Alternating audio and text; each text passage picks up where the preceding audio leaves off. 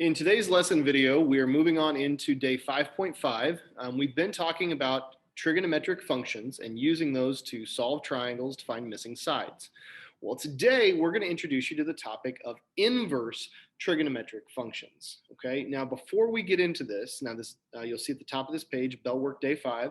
That's an example like you would have had in lesson day 5.4, where you were solving the triangle using trigonometry really to find the missing sides. Well, we're going to talk about inverse trig functions today. So what I want you to do is just kind of watch this next part. Well, let me get it back open.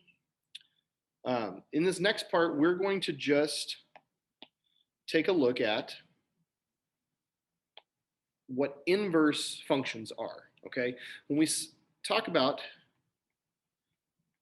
inverse functions, or inverse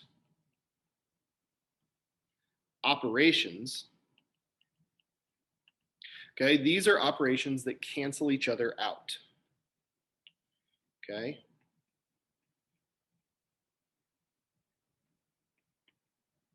Okay, they cancel each other. They're inverses. So you might see something like this. Okay, if I gave you x plus 2 equals 4, the inverse operation of plus 2 is minus 2, so we do that inverse operation of both sides to cancel that out. Okay, and that's how we get our solution of x equals 2. Okay, or you might see inverse operations like this. If I had 2x equals 6, the inverse operation of times 2, or 2 times, is divided by 2, so those cancel each other out, which is how we get our solution x equals 3. Okay, other inverse operations we've used even in this unit are like square roots and squared. Okay, if I have x squared, the inverse operation of that is the square root. Okay, because that cancels it out, leaving just x. All right, so inverse operations cancel each other out, and that's kind of the idea here. Well, if I started with this, okay, if I started with inverse trig operations, or inverse trig functions, okay, those are the inverses of sine, cosine, and tangent. Okay, so we've got inverse sine, inverse cosine, and inverse tangent. Now that's a lot to write. So what we do is we don't write them in full words like that. We use this notation. The inverse sine function, we write S-I-N, and then we do like a little -1 exponent. It's not really an exponent, but it's a notation that makes it the inverse. So I would say the inverse sine of something, okay? Same thing for cosine and tangent. The inverse cosine is cosine with a little -1 power. It's not really an exponent or a power, but that's where we write it, of something. And inverse tangent would be written the same way. So these are parentheses. We would put something in there and close each one like that. And that's how we do inverse sine, inverse cosine, and inverse tangent. Okay, so here's what that might look like. If I said, here's an example. Again, you're just watching this part.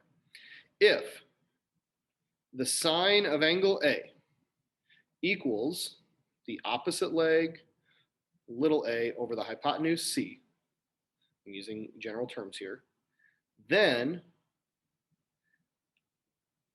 the inverse sine of that ratio, little a over little c, is what equals the angle measure A. Okay, they're inverses of each other. So we take the regular sine of the angle to equal the fraction. So that means we take the inverse sine of the fraction to equal the angle measure. Okay, and so that's kind of the background behind what we're going to be doing today. So as we start going back to our guided notes here, fill these along with me. An inverse, I-N-V-E-R-S-E, trigonometric function can be used to solve for a missing angle, which we're just going to label as x. We're not going to use theta. We're not going to use a letter. We're just going to use x. You can do that when you are given two sides. okay? So here's our process for using inverse trig functions, okay? Inverse trig functions, again, are sine inverse, cosine inverse. Sorry, I don't need the parentheses there.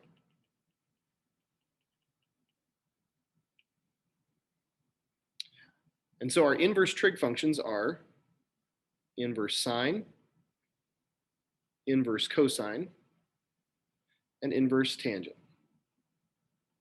Okay, so we're going to use those to find these missing angle measures when we're given two sides. So the first step is to circle the x. That's circling the angle.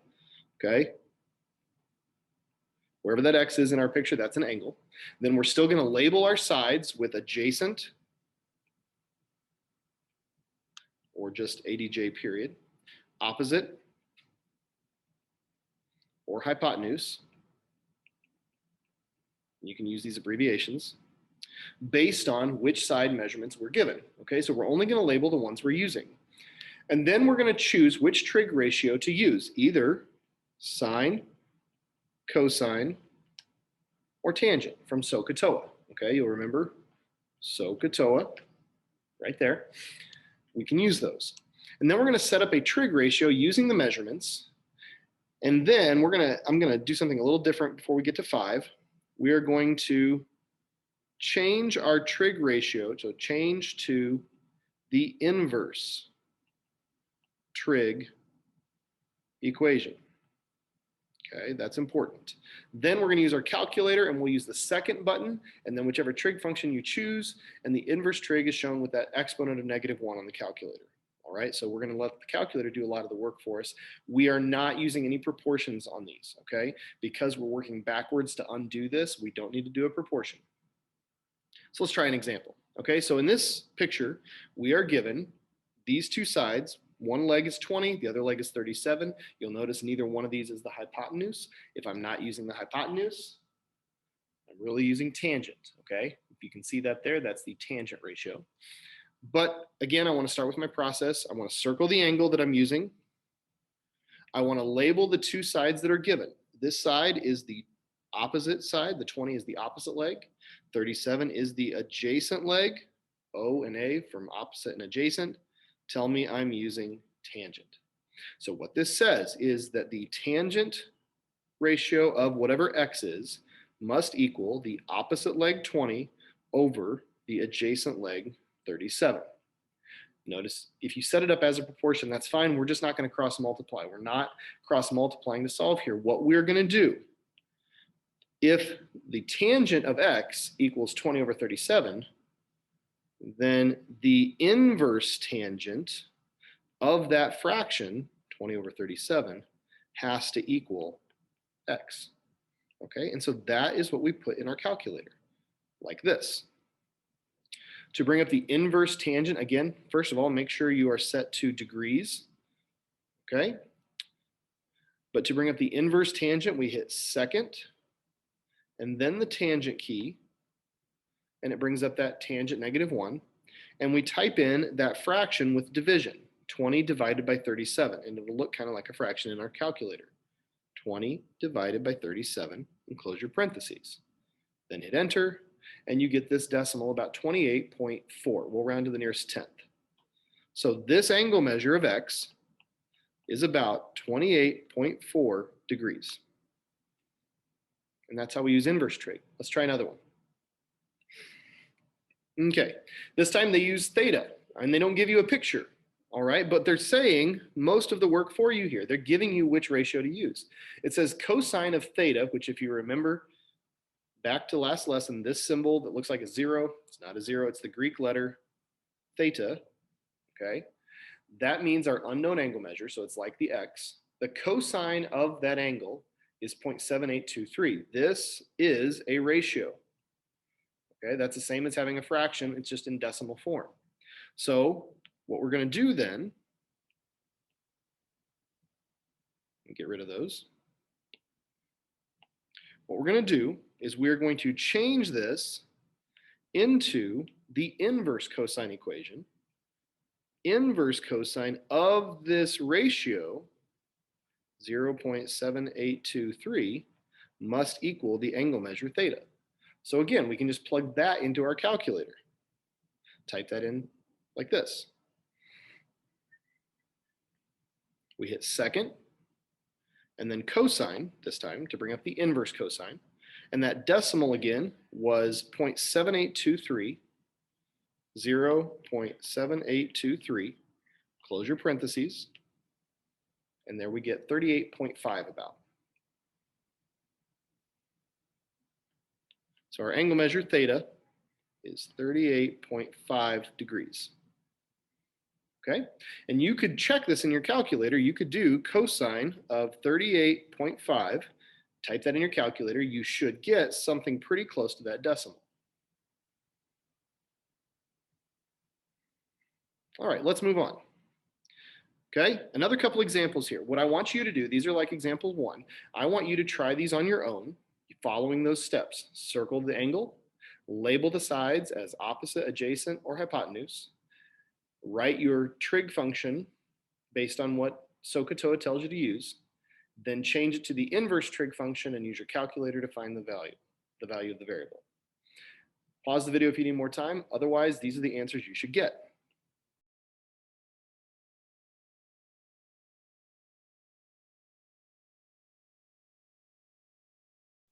On 3, we should be using inverse sine of that opposite over hypotenuse. So inverse sine of 40 over 41 gives us 77.3 degrees. And on number 4, the inverse cosine of adjacent over hypotenuse, 8 over 11, gives us 43.3 degrees. All right, now remember last time we talked about solving a triangle. Same thing as last time, but now we know how to find angle measures when you're not given anything except the right angle. So the first step for solving a triangle is to use the Pythagorean theorem. Remember, Pythagorean theorem is a squared plus b squared equals c squared to find the third side when you're given two sides. Okay, so on all these examples, you're going to be given two sides, and we're going to do the Pythagorean theorem first to find the third side. Then we're going to use our inverse trig functions to find the missing angles. And actually, that'll help us find one missing angle. Remember, the sum of the interior angles should be 180 degrees is how we find that third angle. Okay, so all we're going to do is do what we've been doing to find this angle measure using inverse trig, and then we're going to subtract that value from 180 and subtract 90 from that to get our missing angle. So let's practice this. The first thing you want to do when solving a triangle is fill in the blanks that we already know. Remember, sides opposite their angles are the same letter. So the side 13 here that's opposite angle A is little a. This side 19 is little c because it's opposite angle C, and that means I don't know that little side B. I also don't know the angle measures other than C. So I know angle measure C is 90 degrees because that's the right angle. I know little a, side A is 13, and side C is 19. The first thing I'm going to do is use Pythagorean theorem to find B. Okay, we're going to find that one first. So to find B, we're going to do a squared, or 13 squared, plus b squared equals c squared. Okay. Okay, and when I do 13 squared and subtract that from both sides, the next step gives me, okay, by subtracting, that's 169. Okay, the next step gives me 192. Okay, when I do that 19 squared, subtract 169, I get 192. Then I take the square root of that, and I get the length of B is about 13.9. So B is about 13.9. And this triangle is not drawn to scale, and that's okay. Now to find our angle measures. I'm going to pick one. It doesn't matter which one we pick. Most of us will probably pick A because A comes first alphabetically. Then I want to label the two sides that are given to me. That 13 is the opposite leg from angle A, and 19 is the hypotenuse. Since I'm using opposite and hypotenuse, I'm going to use sine. I know the sine of angle A is equal to 13 over 19. So I'm going to do the inverse sine of 13 over 19 to get the measure of angle A. And when I plug that into my calculator, like this, second sine brings up the inverse sine, 13 divided by 19. I get about 43.2, okay? 43.17 rounds up to 43.2. So I know the measure of angle A is about 43.2 degrees. I can even write it in. Now to find the measure of angle B, all I have to do, waiting on my screen to catch up, sorry, there's a little bit of lag. To find the measure of angle B, I'm going to do 180 minus 90 for the right angle, minus 43.2 for that angle A, and the measure of angle B ends up being 46.8 degrees when we subtract. Okay? All right. What we're going to do, we're going to take a look at number 6. I want you to pause the video here, try and do number 6 on your own, and check your answers. But first, I'm going to help you understand what we have. I'm going to help you out and get it set up. Okay, side A is this 7 because it's opposite angle A. So I know A is 7. Side B is the one I don't know, and side C is 25. So there's your A and C to help you use the Pythagorean theorem to find side B. And then we know, again, angle C is 90 degrees. Okay, so I want you to find A and B angle measures and find the length of side B. Okay, if you need more time, keep the video paused. Otherwise, this is what we should get.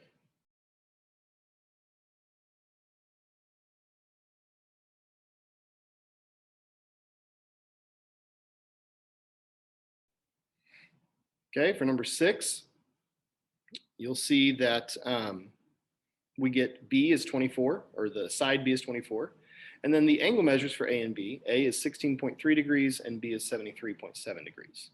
So if you're stuck on any of that, go back and look at the work I've done above. Otherwise, let's finish up with this last example, okay? Again, very similar to what we've been doing. Side A is 5, this opposite of angle A. Opposite of angle B, side B is 12.